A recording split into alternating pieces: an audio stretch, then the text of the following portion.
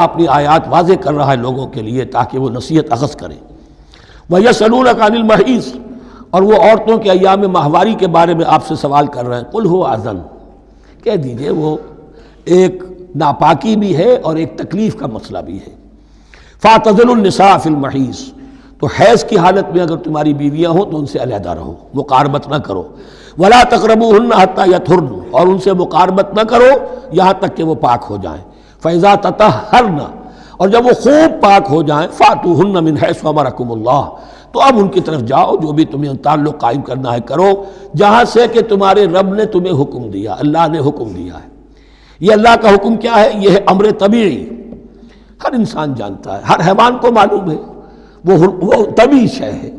لیکن یہ کہ اب عورتوں کے ساتھ بھی اگر انسان جو ہے وہ لواطت کا فعل شروع کر دے، قوم عمل لوط، تو ظاہر بات ہے کہ عمل قوم لوط تو وہ چیز جو ہے غلط ہے، وہ حرام ہے۔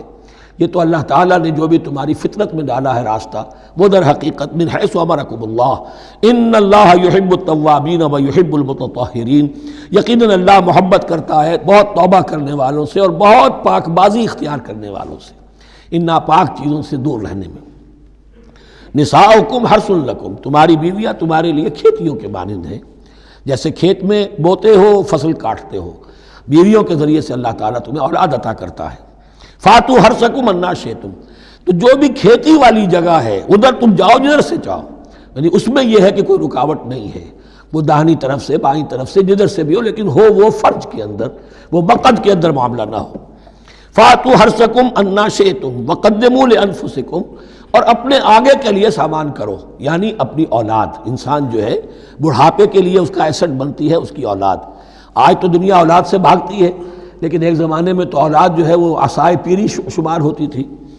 وَقَدِّمُوا لِأَنفُسَكُمْ وَاتَّقُوا اللَّهَ وَاعْلَمُوا أَنَّكُمْ مُلَاقُوهُ، اور اللہ سے کا تقوی اختیار کرو۔ ابھی آپ دیکھیں گے کہ جو حکم بھی شریعت کا آئے گا بار بار تکرار کے ساتھ جو ہے اس میں جو تقوی کا ذکر بار بار آئے گا، کہ ایک قانون ہے اس کی قانونیت ہے، ایک ہے تقوی۔ قانون کی لاکھ پیروی کی جا رہی ہو، تقوی نہ ہو تو وہ قانون جو ہے وہ مذاق بن جائے گا، تماشا بن جائے گا۔ اس کے بعد مثالیں آئیں گی ابھی۔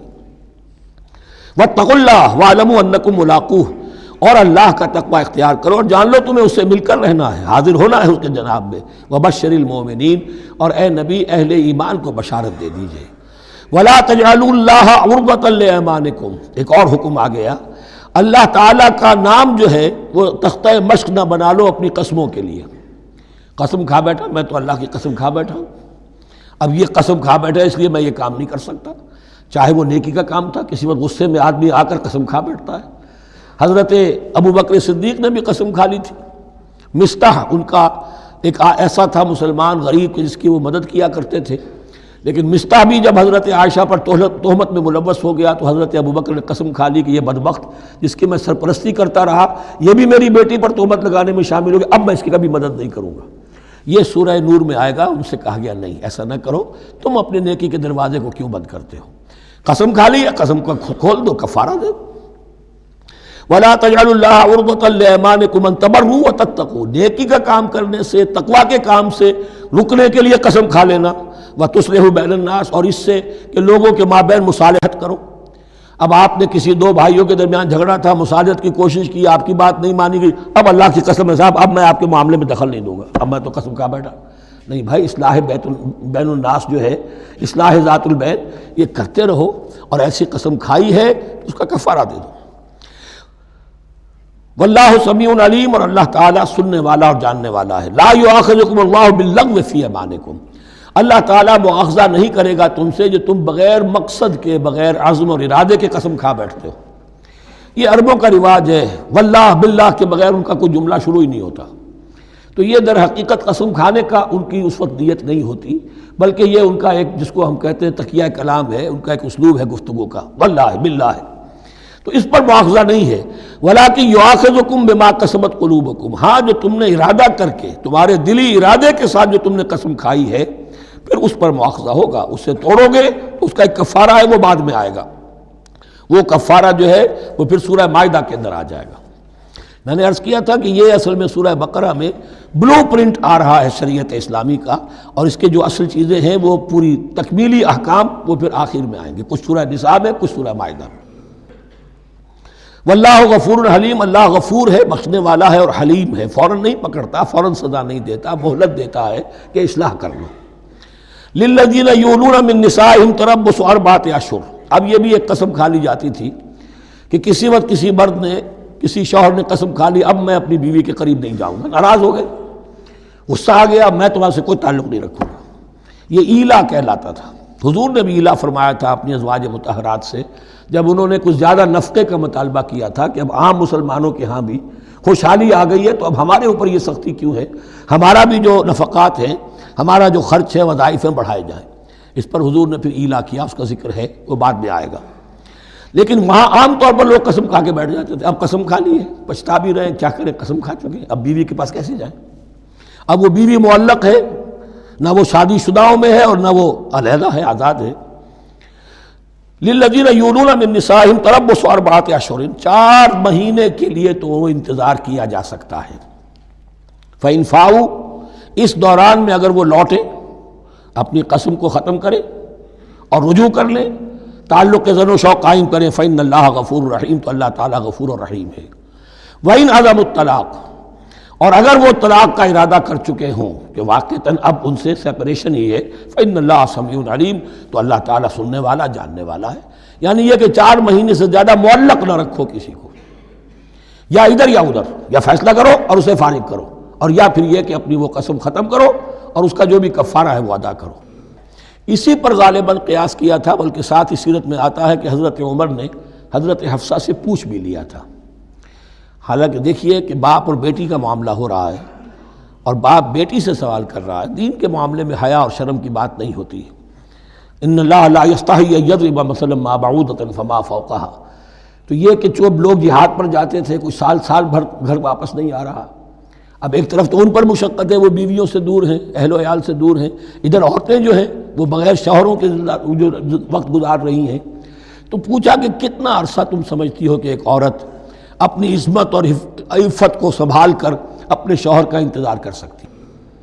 تو حضرت حفصہ نے کہا 4 ماہ۔ اب میں سمجھتا ہوں کہ شاید انہوں نے اسی پر کہا ہو کہ یہ معلق رکھنے کا حکم بھی قرآن مجید میں جو ہے زیادہ سے زیادہ اس کی مہلت 4 مہینے ہے۔ والمطلقات یتربصن بانفسہن 3 قروء، اور جنہیں طلاق دے دی جائے ان پر لازم ہے کہ وہ اپنے جیوں کو روکے رکھیں 3 حیض تک، یہ عدت ہے۔ طلاق کے بعد 3 مہینے کی عدت ہے۔ اس عدت میں یا تو شوہر رجوع کر لے گا، اگر 1 یا 2 طلاقیں ہیں، تیسری طلاق ہو گئی تو رجوع کا حق نہیں ہے، وہ بعد میں بات آ جائے گی، اور اسی میں چاہے تو اس کے بعد جب مدت ختم ہو جائے گی تو پھر اب شوہر کا حق ختم ہو جائے گا، اب وہ آزاد ہوگی، لیکن اس مدت کے اندر وہ دوسری شادی نہیں کر سکتی۔ والمطلقات یتربصن بانفسہن 3 قروء ولا یحل لہن ان یکتمن ما خلق اللہ فی ارحامہن، اور ان کے لیے یہ حلال نہیں ہے، جائز نہیں ہے کہ وہ چھپا لیں جو کچھ کہ اللہ نے پیدا کر دیا ہو ان کے ارحام میں۔ اگر حمل ٹھہر گیا ہے اور بیوی کو ڈر ہے کہ اب یہ شوہر تو طلاق دے دے گا، وہ اپنا حمل چھپا رہی ہے تاکہ پتہ ہی نہ چلے اس کو، کیونکہ وہ چاہے گی کہ بچہ میرے پاس رہے، بچہ بچی جو بھی ہو۔ ظاہر بات ہے کہ بچہ اور بچی جو ہے وہ ماں کے لیے تو جگر گوشہ ہے، اس کے جسم کا ٹکڑا ہے، اس کے جسم کا لوتھڑا ہے، تو وہ چھپانے کی ٹینڈنسی ہوتی ہے کہ وہ جھگڑا ہی نہ اٹھے۔ ولا یحل لہن ان یکتمن، ان کے لیے جائز نہیں ہے کہ وہ چھپائیں ما خلق اللہ فی ارحامہن، جو کچھ کہ پیدا کر دیا ہے اللہ نے ان کے رحموں میں۔ ان کن یؤمن باللہ والیوم الآخر، اگر وہ فی الواقع ایمان رکھنے والی ہیں اللہ پر اور یوم آخر پر۔ وبعولتہن احق بردہن فی ذلک ان ارادوا اصلاحا، اور یہ جو عدت کی مدت ہے اس میں ان کے شوہروں کو حق حاصل ہے، زیادہ حقدار ہیں کہ انہیں لوٹا لیں، اسے رجعت کہتے ہیں، رجوع کیا جا سکتا ہے عدت کے اندر، لیکن تیسری طلاق کے بعد نہیں۔ پہلی طلاق، دوسری طلاق، اس کے بعد دونوں میں جو عدت ہوگی اس میں رجوع کر سکتا ہے شوہر، اس کا اختیار ہے، بیوی کو نہ کہنے کا اختیار نہیں ہے کہ اب تم طلاق دے چکے ہو، اب میں تمہاری بات ماننے کو تیار نہیں ہوں، اس کا اسے حق نہیں ہے۔ اسے پھر وہ مرد کا جو حق ہے وَبَعُولَتُهُنَّ أَحَقُّ بِرَدِّهِنَّ، وہ زیادہ حقدار ہے کہ انہیں لوٹا لے، فی ذالک، اس مدت کے اندر ان ارادوا اصلاحا، اگر وہ واقعتاً اصلاح ہی چاہتے ہیں۔ وَلَهُنَّ مِثْلُ الَّذِي عَلَيْهِنَّ بِالْمَعْرُوفِ، اور ان کے لیے حقوق ہیں جو کہ مناسبت سے ہیں ان کی ذمہ داریوں کے۔ وَلِلرِّجَالِ عَلَيْهِنَّ دَرَجَةٌ، اور مردوں کو ان پر ایک درجہ فوقیت کا، ایک درجہ فضیلت کا، ایک درجہ حقوق کا حاصل ہے۔ واللہ عزیز الحکیم، اور اللہ تعالی زبردست ہے اور حکمت والا ہے۔ یہ آیت اصل میں اس زمانے میں بہت مس انٹرپریٹ ہوئی ہے، اور بعض مترجمین نے بھی ترجمہ غلط کیا ہے۔ یعنی اس کا یہ ترجمہ کرنا لہن مثل الذی علیہن، ان کے بھی حقوق مردوں پر ویسے ہی ہیں جیسے مردوں کے حقوق ہیں ان پر، تو یہ تو مساوات ہو گئی، اور مساوات جو اسلامی شریعت میں مرد اور عورت کے درمیان، شوہر اور بیوی کے درمیان نہیں ہے۔ مراد کیا ہے؟ لام اور اعلیٰ کا جو استعمال ہوتا ہے عربی میں، لام کسی کے حق کے لیے اور اعلیٰ کسی کی ذمہ داری کے لیے۔ لہن ان کے لیے حقوق ہیں، مثل الذی علیہن جیسے کہ ان پر ذمہ داریاں ہیں۔ اللہ تعالیٰ نے جیسے ذمہ داری مرد پر ڈالی ہے ویسے حقوق اس کو دیے ہیں، جیسی ذمہ داری عورت پر ڈالی ہے اس کی مناسبت سے کورسپونڈنگلی پروپورشنیٹ جو ہے اس کو بھی حق دے دیے ہیں۔ اور اس بات کو کھول دیا، مساوات کہاں سے آئے گی؟ جب کہہ دیا وَلِلرِّجَالِ عَلَيْهِنَّ درجہ، اور مردوں کو ان پر ایک درجہ حاصل ہے، فوقیت کا درجہ حاصل ہے۔ واللہ عزیز الحکیم، اب یہ تمہیں پسند ہو تب بھی اور ناپسند ہو تب بھی اللہ تعالی عزیز ہے، حکیم ہے، وہ سب کچھ جاننے والا ہے، اور وہ زبردست ہے جو چاہے حکم دے، اور حکیم ہے، حکمت والا ہے، اس کا حکم حکمت پر مبنی ہے۔ بارک اللہ لی ولکم فی القرآن العظیم ونفعنی وإیاکم بالآیات والذکر الحکیم۔